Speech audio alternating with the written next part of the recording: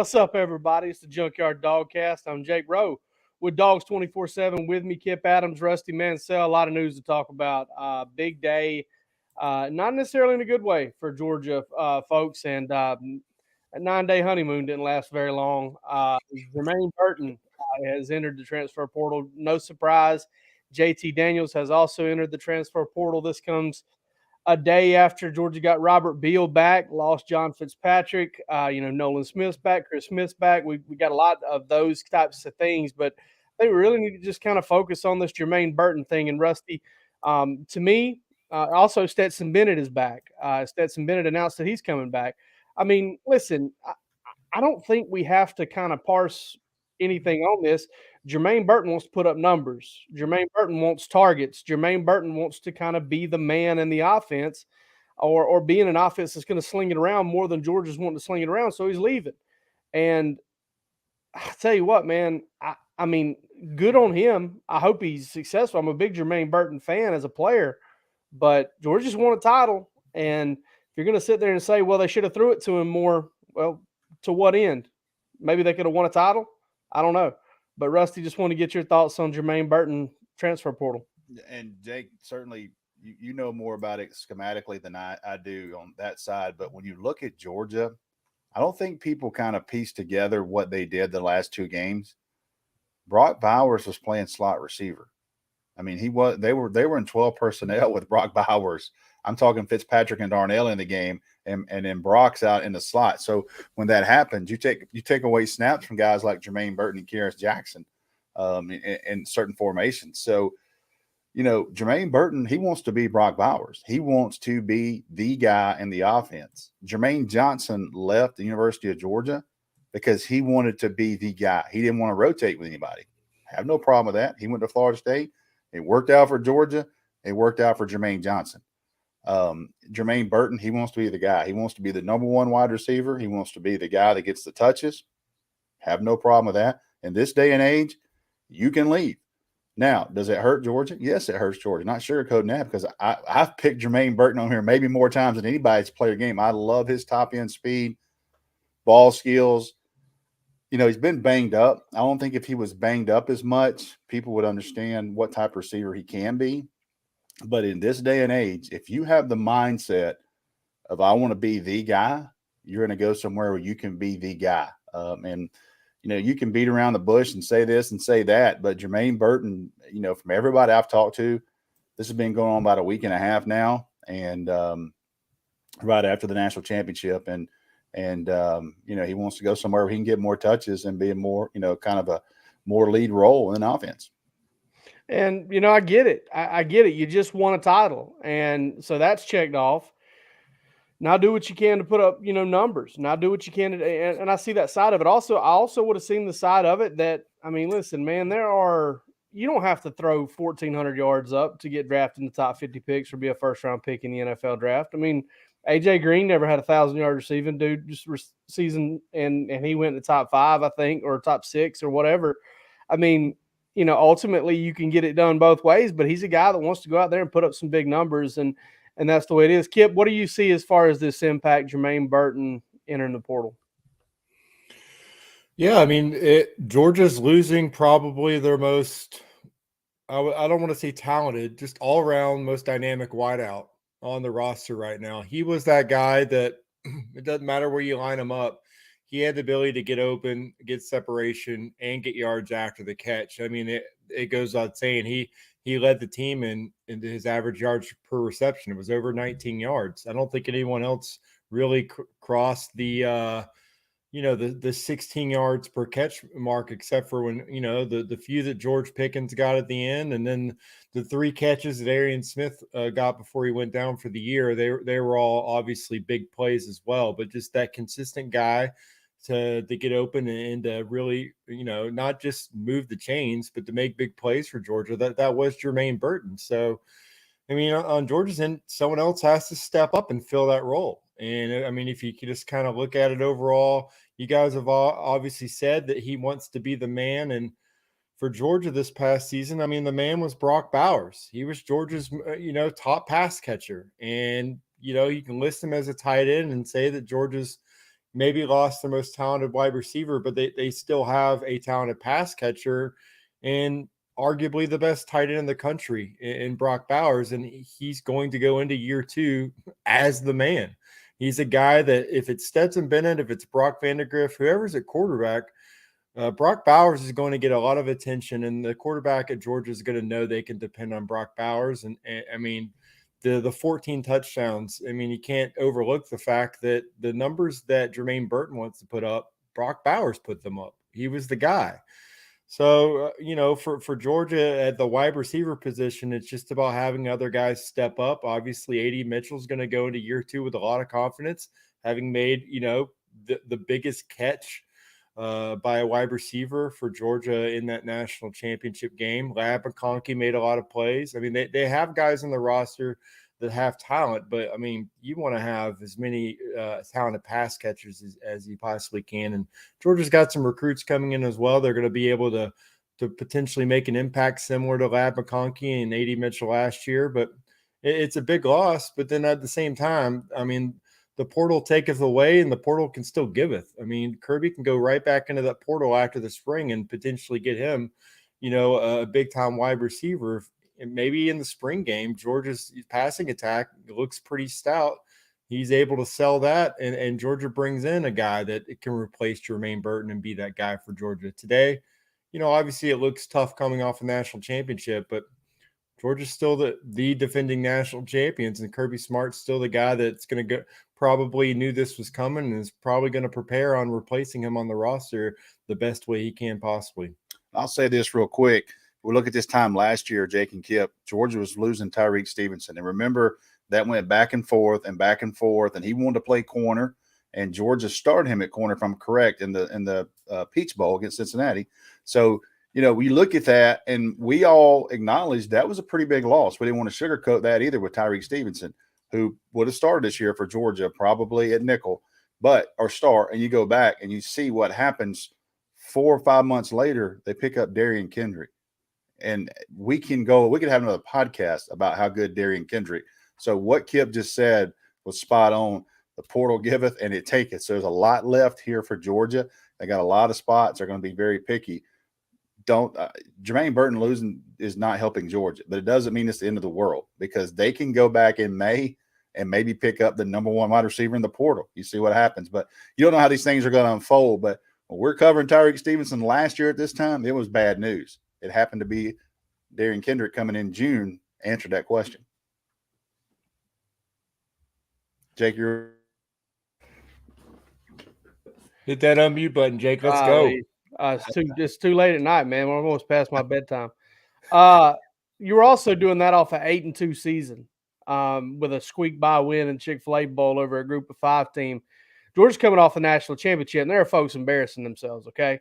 There are folks embarrassing themselves over this. And listen, I'm not big on calling out fans for being fans, but slow your roll a little bit. Because Kip said something, and I know he didn't mean it the way it sounded, but he said it looks bad coming off a national championship. Nothing looks bad coming off of anything right now. Georgia just won a national championship. Get over yourselves a little bit, okay? I mean, at the end of the day, listen, the offense wasn't quite it's still one of the best offenses in school history. Okay, one of the most explosive and efficient you've had in the history of the program. One of the best scoring offenses you've had in the history of the program. And you just beat Alabama 33-18 in the national championship game. I know the defense was good, and I know the defense set you up for some of the stuff that happened for you this year. Offense also scored a lot of points. But at the end of the day, you just won a title, and it may not have been quite as pretty as you wanted on offense. You didn't have 3 1,000-yard receivers, but get over it. You just won a title. Just calm down. Let it play out. Stop declaring the program over. I mean, you want to fire somebody right now or change everything right now? Flip. I mean, I don't get it, guys. I just don't get it. I said this about Stetson Bennett tonight when Georgia needed him the most, when Georgia needed Stetson Bennett the most, when this fan base, when that team, when every hope was on the Georgia Bulldogs and they were down, he went 4 for 4. And he threw, it was a great, smart play with a penalty to throw it up for Mitchell, who made a hell of a play. But he's 4 for 4 when Georgia needed him the most. So we're going to have all off season with that, Jake. And I think, the knee-jerk reaction about Georgia, this roster's built pretty damn deep, and we all know how deep this roster is. I think people are just extremely upset tonight, and as they get through and think this over a little bit, there's not a person on Georgia's roster like Arian Smith, period. There's not a player like him. Got to stay healthy, but yeah. He's got to get healthy, okay? But you got to give that guy a chance to get back. Eric Gilbert is a guy who's the best jumbo athlete I've ever covered. He's back at Georgia. Now, he's got to get himself mentally there, physically there, but he's got 9 months before he plays Oregon.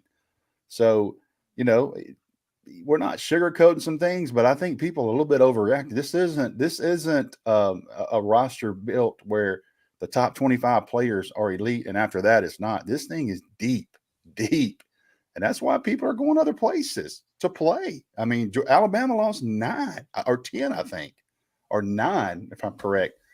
People are going somewhere to play because they're in a roster too deep. So I think there's a lot of knee-jerk reaction tonight. I don't think so Stetson Bennett coming back is a big piece. You got an experienced quarterback coming back. But I absolutely think that's going to be a quarterback battle in the spring, and it will be in the fall. That's not a dead set deal that Stetson Bennett is going to start 14 games or 15 games for Georgia. But I'll tell you this, every time they've tried to kick that kid to the curb, he's answered the bell. And he's gotten better. He's got better 2020 to 2021. He played some of his best football in the playoff, and I know he struggled some in that first half of the national championship game. I mean, there's some stuff came out about it. Maybe he was injured. He was flexing his wrist, whatever. But here's the deal, too.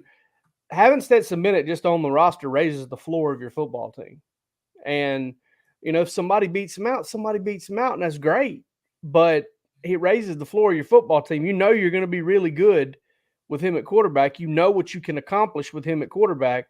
And we'll see how it goes. But, I mean, listen, you don't go tossing guys out and telling guys they got to leave and making promises. And I mean, you screw with your culture when you do that. If it takes it to try and change everything to keep one guy, okay, and that's just the way it goes.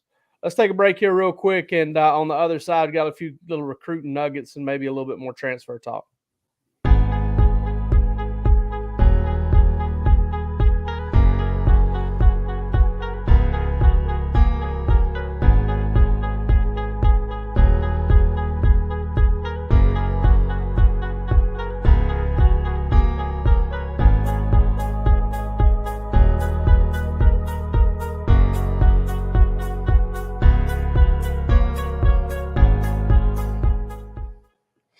All right. Rusty, anything else you find interesting about who's staying, who's going? I wanted to hit on that before we got into the recruiting nuggets. I can tell you what, when you get off here, you can go to Twitter and see what Jamari Sawyer and Cedric Van Pran are all tweeting right now about some of the comments they're reading about Stetson Bennett. And that'll tell you a lot of how they feel about a guy that just won the national championship in that locker room. So, I said with the knee-jerk reactions, that's part of it. But it's like Jake said, man, you need to slowly roll. These players read this. People read this. I mean, it's crazy. But these are the guys that strapped it up 9 days ago and won the national championship at Georgia. And some of their tweets right now, they're hitting home pretty hard. As far as portal, and people are asking me about Caleb Williams, and I've said from the start, I've never heard anything serious enough with Georgia and Caleb Williams. Do I think Georgia would take Caleb Williams? I would absolutely. I think they would take him, but I don't think it ever got to that point. They've got a room, they've got guys, and I told you guys off the air, UCLA is a team I would watch, and UCLA is on quarters, and they don't start back to like March the 3rd. This guy hadn't announced yet. Georgia's been long closed drop ad since Friday, I think. So, I don't want to spend a whole lot of time on that, but I keep getting questions about Caleb Williams, and I never say never, but I would be very, very, very, very surprised if Caleb Williams ended up at Georgia. They've got Brock Vandegrift, Gunnar Stockton, Carson Beck, currently all these guys. So I just want to address that real quick. And I mean, he's a freak show athlete, quarterback too, but I just want to address that real quick. But with a portal, here's my thing. We all saw Darnell Washington take everything Georgia off his Instagram. Okay. That's part of the world we live in. We have to pay attention to that as well. And school started, he enrolled, confirmed that. He was at the national championship celebration. Jake, you were there. Monday or Sunday, I think we reported he had a meeting with Kirby Smart. Several players did. And I think Monday afternoon, everything Georgia was back on his Instagram. I mean, that's just the world we live in. So I can say right now, I don't see anybody else going in the portal as of now. Now, after spring practice, that thing heats right back up again. Yep. That's also where you find out as a staff, hey, X amount of players we like, and we got X amount of spots. We got to try to get X amount of people here. So when we broke the Darian Kendrick, Eric Gilbert news, both of those young men were enrolling the day summer school started. So there'll be another round of portal, but as of right now, I think everybody that is at Georgia stays at Georgia, but there'll be some more subtractions after spring practice, and we'll see how that goes. There'll also be some additions, 3 or 4, in my opinion, at some point in May and early June. Yeah, absolutely. And that'll be those will be really cool to keep an eye on. Those will be really key to Georgia's season. I think Georgia's looking at 11 wide receivers. They're probably going to want to add a wide receiver in the portal as of right now, maybe 2. They're going to, we talked about outside linebacker. We talked about safety. If the right defensive lineman was available, the right defensive end type body was available, they would probably take a look at that too. I mean, Georgia's got a good enough roster that it's best available in a lot of instances. So that's something they can look at. Kip, real quick before we move into recruiting nuggets, anything stand out to you in staying and going as far as guys leaving and staying? Anybody really jump out to you is really crucial? You mentioned, earlier about Jermaine Johnson transferring to Florida State. How big was it? Robert Beal in the portal, comes back to Georgia, leads the team in sacks, has a sack in basically every game the last 5 games of the championship season. He's coming back, and you're getting Nolan Smith for a 4th year. So you've got some guys with experience at that position. And toward the second half of the season, that was becoming kind of a big question mark for Georgia. Are they getting the kind of production from that position that they needed to be able to make that run that they did? And Nolan and Robert Beal both stepped up big time toward the end of the season. And I think you have that kind of momentum you can carry over and for them to be the leaders on this defense. And if just sticking right with that, Chris Smith and William Poole coming back, and getting Tyke Smith, that gives you some guys on that back end of the secondary that have a lot of experience as well. Maybe if that's the 3 that they tried out there, maybe they add a guy in the transfer portal. Maybe Malachi Starks ends up coming in and picking up the playbook immediately. Maybe they have a different guy out there. But if they have those 3 guys back out there at safety and star, they're a little undersized, but those guys are experienced and they fly to the football. So I thought that those were kind of the moves that stood out to me this week as we tried to watch and see what direction everyone was going to go. We knew a lot of guys were going to leave for the NFL because there's a lot of guys going to get drafted. I think it's pretty strong chance Georgia, gets into the double digits as far as guys being drafted and probably sets a new program mark in the 2022 draft as well. But I think those were big time. The other transfers were guys that really weren't getting as much playing time early on, and that's going to be normal just every year in college football now. Like I said, last year Georgia had 11 guys transfer out. I think that right now we're at 7. Are we at 7 guys that are transferring out right now? There's going to probably be a couple more before or after spring ball. That's just the way it is. That is how the roster attrition happens now. But now, Georgia being able to replace those guys with incoming transfers and kind of not have them be initial counters, and that's going to help Kirby Smart too. And you should definitely trust the fact that he's going to maximize those spots because it's the only thing.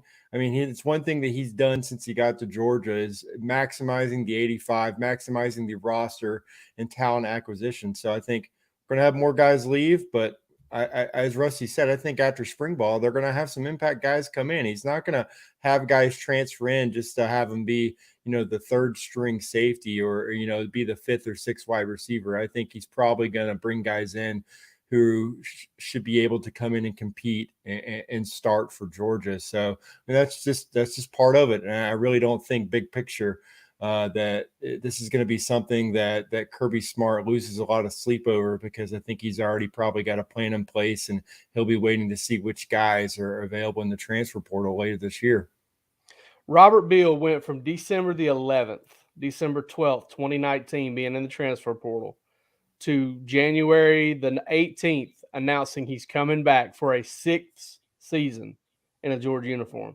I mean, Robert Beal doesn't talk enough for that to be a cool story, to be able to actually tell that story, because Robert Beal, who probably has a career in like movie promos because his voice is so deep.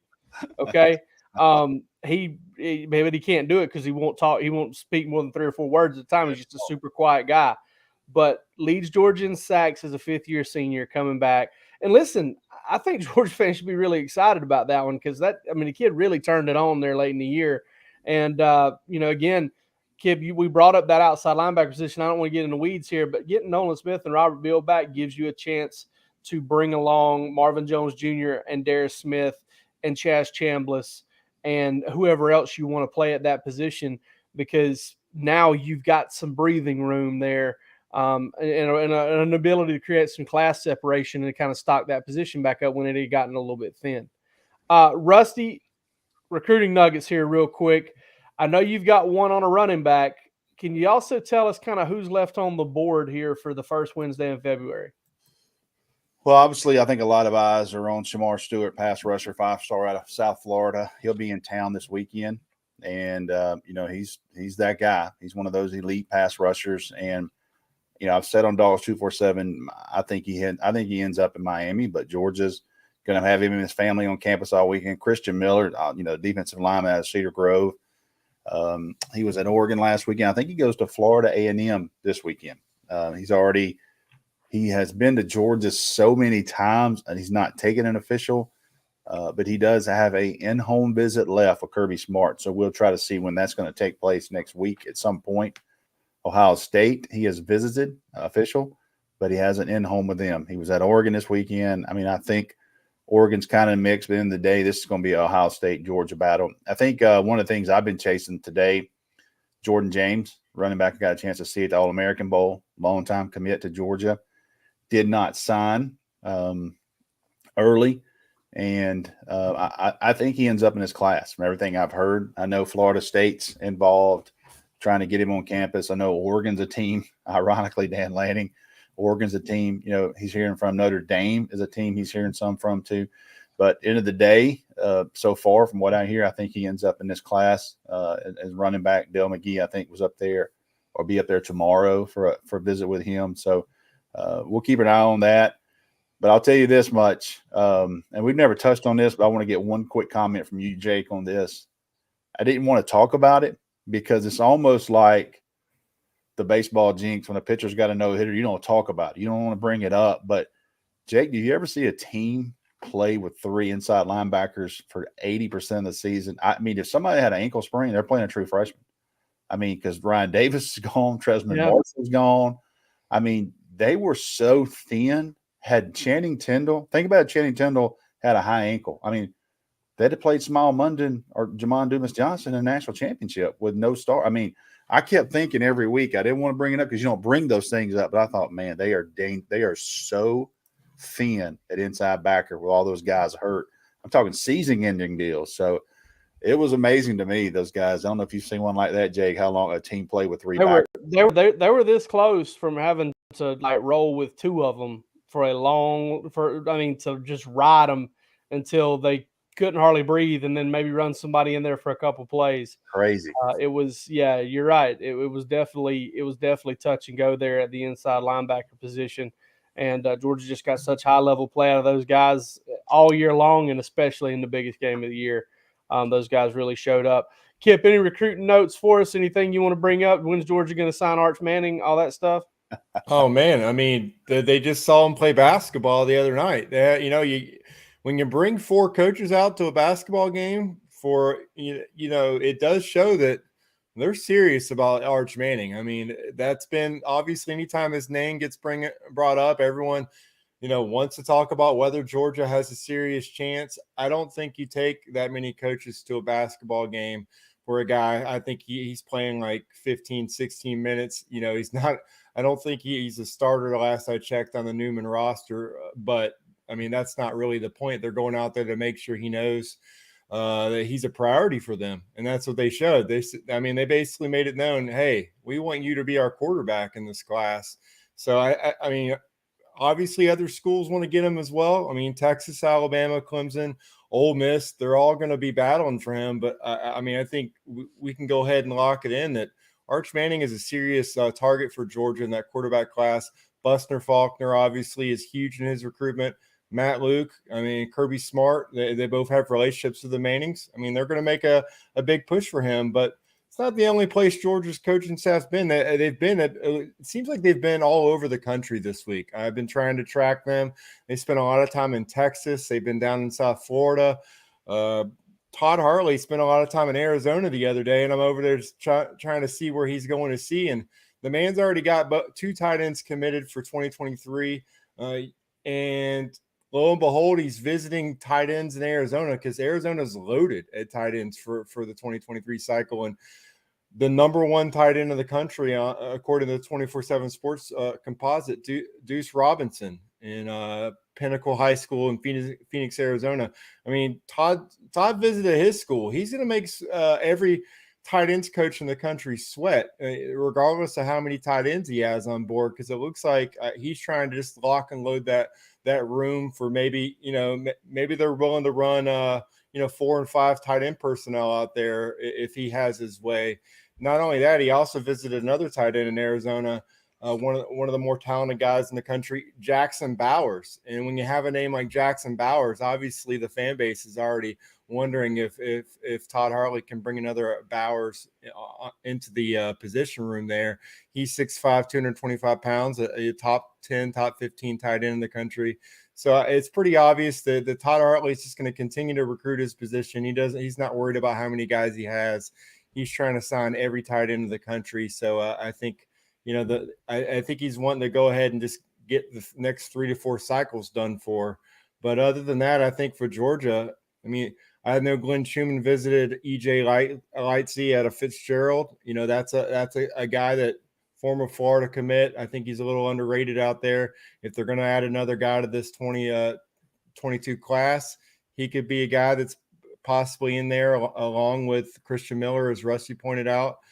They have 3 guys committed right now. He mentioned Jordan James. Dylan Bell just got a visit from Georgia as well. He's already announced he plans to go ahead and sign in February with Georgia, and Darius Smith. So if Georgia's able to get their 3 guys and then add a guy like Christian Miller or maybe EJ to the fold, I think they've got a good chance of passing Alabama and moving up to that number 2 class in the country.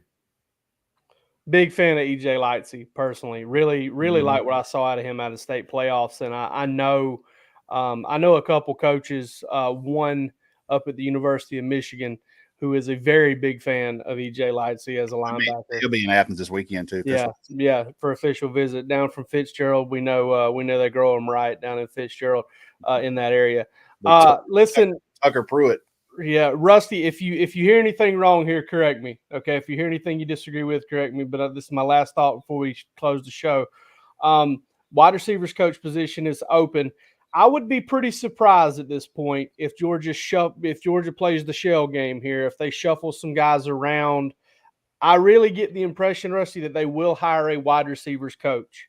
They will go out and get a guy to do that. I don't think they're going to move Todd Monken or Buster Faulkner. I don't think that's going to happen. As of right now, things can change, but I get the impression that they're going to go out, they're going to get them a wide receivers coach, a guy that's a proven guy and a guy that they feel like can recruit. I'm not necessarily going to say he's a proven recruiter, but a guy that they feel like can recruit, and they kind of judge that themselves. And there's going to be no hurry. I know somebody brought up today that they thought Jamiah Ladai was a quick hire. 10 days. That was 10 days from Charlton Warren leaving to them hiring Jamiah Ladai. Yeah. If you look back when they hired Charlton Warren, it felt like 3 months. They're not going to be in a hurry. Here's the reason why. The receiving class is done for, and the next guy will be bringing in a portal guy probably. You got, obviously there's rumors with Todd Monk in the NFL. Is a coordinator going to be gone? A coordinator comes in, maybe he wants his own wide receiver guy. So I think I heard Chris Mortensen today on the Buck Bellew show say that if Monken goes to NFL, that Georgia will probably hear something by the end of next week. Now, if I'm Kirby Smart, maybe I'm waiting on that decision to see who my coordinator, because this gets more attractive. Jake and Kip know this. If I can bring Jake Rowe with me, I want to bring who Jake Rowe wants to bring him to run his. Don't do that. You'll lose your job. I heard you're pretty good in them Thursday Cedar Shoals games, but we'll talk about that on another one.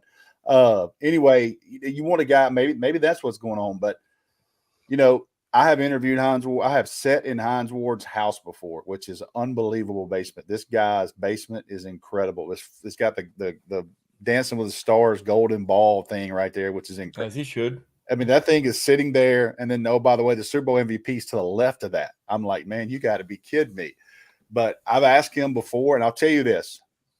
I've never sat on the board. I think it's going to be Hines Ward, but I know from a long time he wanted to coach at Georgia at some point. So I think that Kirby is going to if it's ever going to happen, I believe it's this time.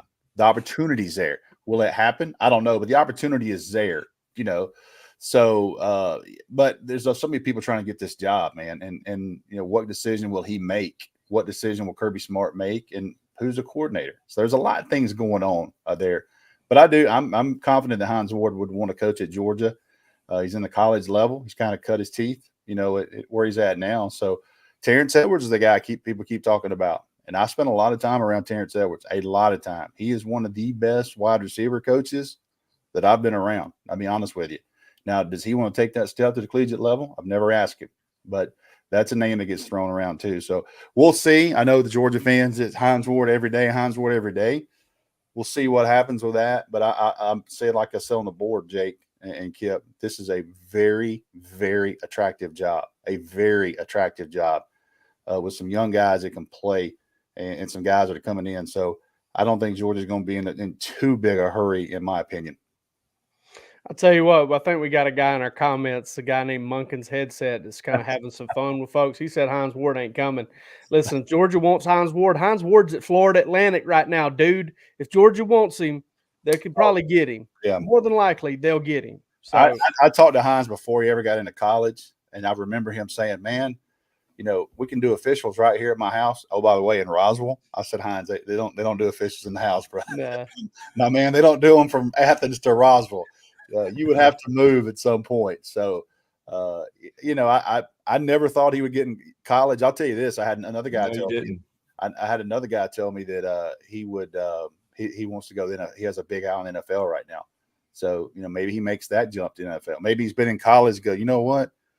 Maybe I need to go to the NFL. So we'll see. But behind this, I'll say this: he is serious about his coaching